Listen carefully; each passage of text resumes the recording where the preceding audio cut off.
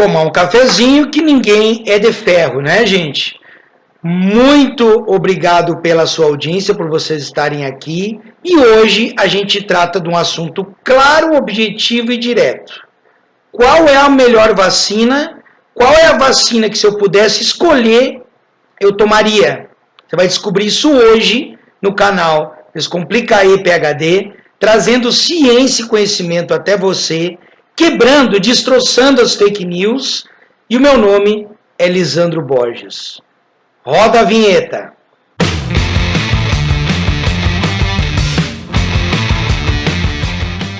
Muito bem, muito bem. A pergunta que não quer calar. Lisandro, qual é a melhor vacina dessas que estão circulando? O que tem de verdade, o que tem de mentira em relação às vacinas? Você vai descobrir isso hoje em 4 pontos que a gente vai ilustrar exatamente agora. Daniel vai colocar um número bem grande aqui do lado. Ponto número 1. A evolução do novo coronavírus. Para a gente fabricar uma vacina, a gente tem que entender como que é a estrutura do novo coronavírus, o SARS-CoV-2, causador da doença, a Covid-19, porque ele foi descrito pela primeira vez lá no mercado em Wuhan, em dezembro de 2019. Então, para se descobrir a estrutura do vírus, nós temos que compreender, está aqui ele, que o SARS-CoV-2, que está aqui na minha mão, é um vírus simples, não é um vírus complexo, é um vírus muito simples. Ele tem basicamente a estrutura externa, que tem esses pequenos espinhos, que são chamados de proteína spike, ou espícula, ou espinho, para o bom português. Então, esse sistema spike, essa proteína S que forma a spike, ou a espícula, o que ela faz? Eu já mostrei em outros vídeos. É essa proteína, essa estrutura, que faz com que haja o acoplamento na célula humana. Ele precisa da célula humana para poder se acoplar, para poder penetrar, para poder injetar o material genético dele, que é RNA, uma fita positiva, e esse RNA vai induzir a formação de novos vírus desse. Então, é muito simples, é muito rápido que isso acontece, mas ele precisa da célula humana para poder se replicar, para poder formar novas cópias da estrutura viral. Só que não é só isso, só não tem a proteína S.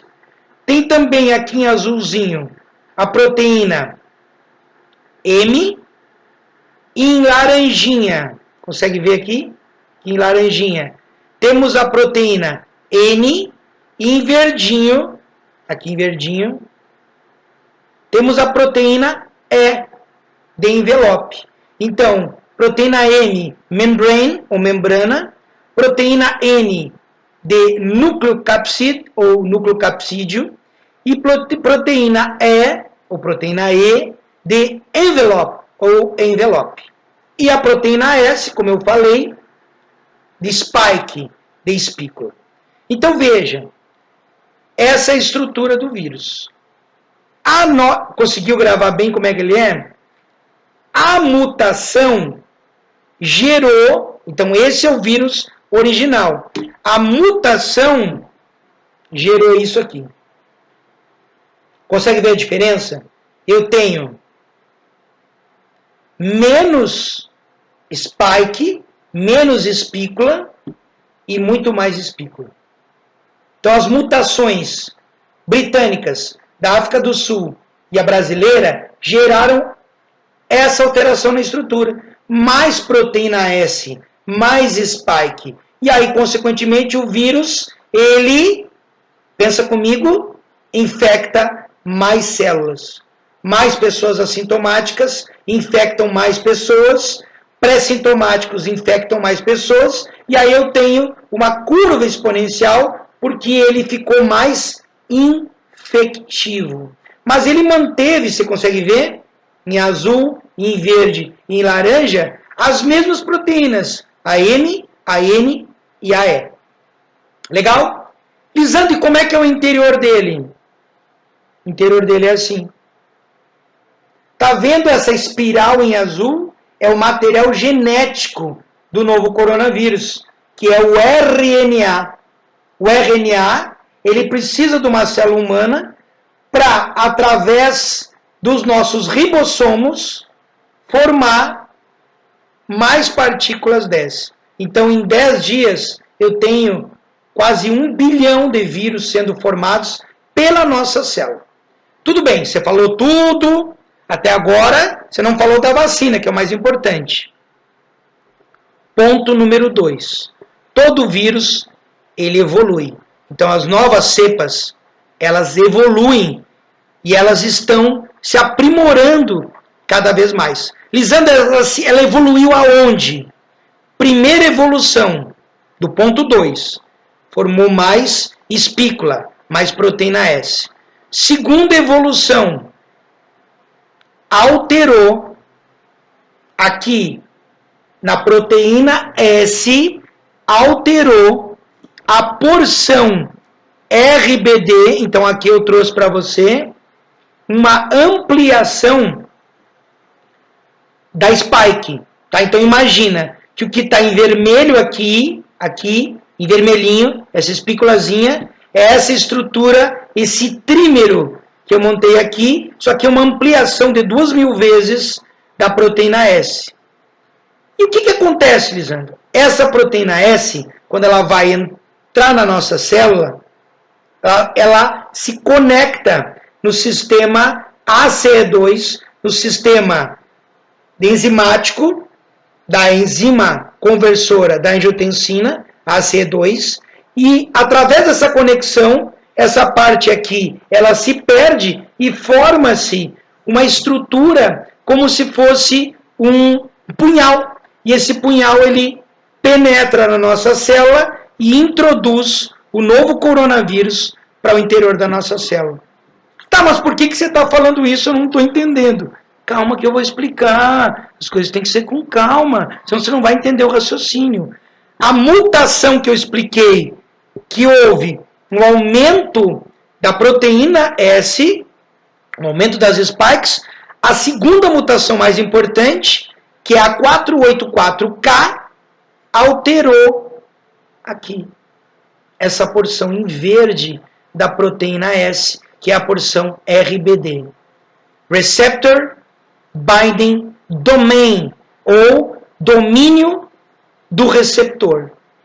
Tá, e daí, explica melhor. É essa parte aqui que vai conectar com as nossas células e vai introduzir o vírus lá para dentro. Até aí você entendeu. Só que as vacinas, Pfizer, Moderna, AstraZeneca e Oxford, né? A mesma coisa. E a Sputnik, elas se baseiam basicamente em informar para a nossa célula, lá no citoplasma, a produzir proteína S. Então, Pfizer, a Moderna, Sputnik e a de Oxford induz as nossas células, através da introdução do RNA mensageiro, a produzir pelas nossas células essa proteína S, que eu ampliei aqui para você.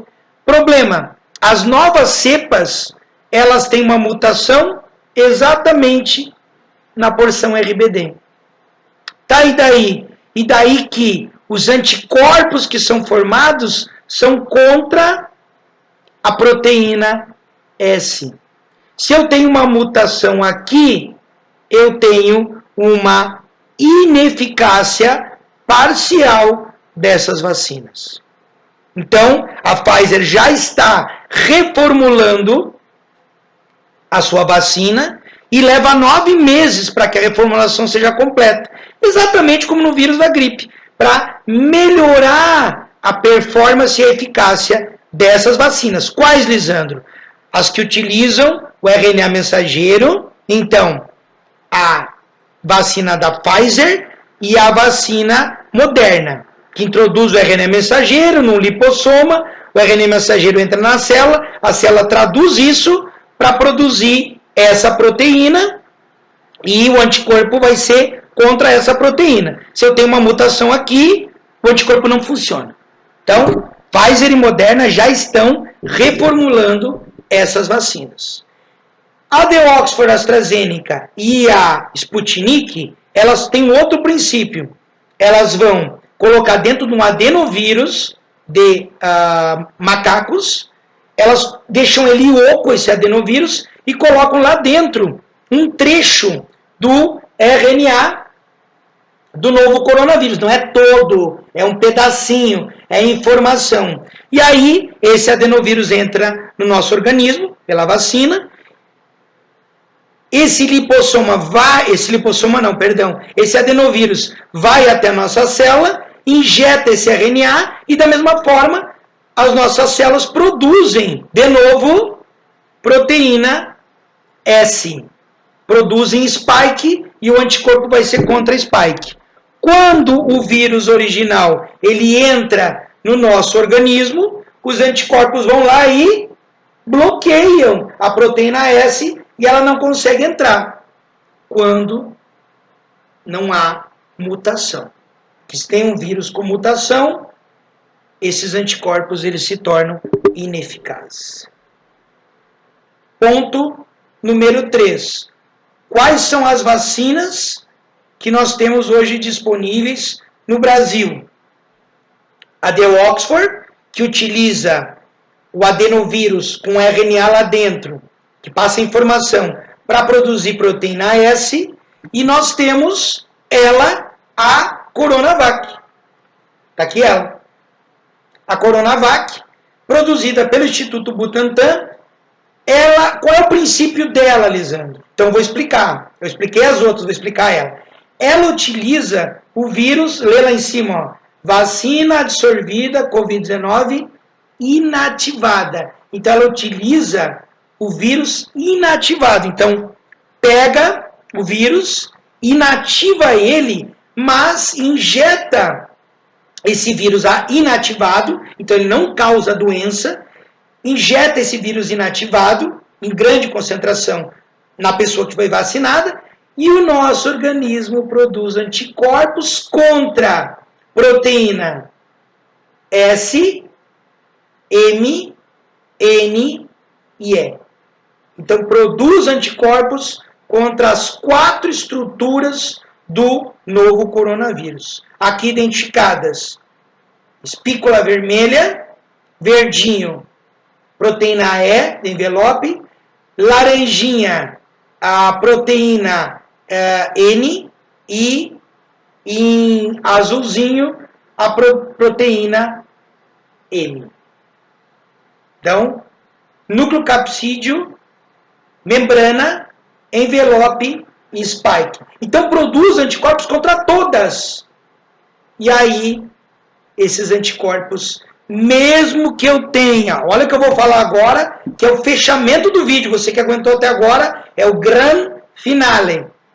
Se eu tenho uma mutação aqui no RBD, mesmo que eu tenha essa mutação no RBD, se eu produzir anticorpos contra todas essas estruturas, essas 4, a M, a N, a N e a E, consequentemente eu tenho ação, esses anticorpos eles vão fixar no vírus e não vão deixar o vírus entrar na nossa célula. Então, resumindo, por enquanto, uma vacina que ainda é muito efetiva contra as novas cepas é a Coronavac. Então, sem viés político, sem viés ideológico. Eu estou falando de ciência. Mas eu não estou falando que as outras são ruins. Eu estou dizendo que a Pfizer e a Moderna já está revalidando, porque é fácil para eles. Eles pegam um pedacinho do RNA, colocam a informação das novas cepas e reintroduzem na vacina, como é feito no influenza. Mas leva tempo. Leva 9 meses para fazer isso. Mas a Pfizer já está fazendo. Então, todas as vacinas são ótimas, excelentes, mas, por enquanto, para as novas cepas, essa aqui é a melhor. Então, Eu já fui vacinado com ela, não tive nenhum efeito colateral e graças a Deus estou tomando a segunda dose essa semana porque atuo na linha de frente. Você, por favor, se vacine com qualquer uma delas, mas saiba, uma das melhores vacinas circulantes hoje contra as novas cepas, por enquanto, é a Coronavac. Legal? Espero que você tenha gostado do vídeo. Por favor, compartilha isso para quem você gosta, para quem você ama. E até o nosso próximo vídeo. Fui!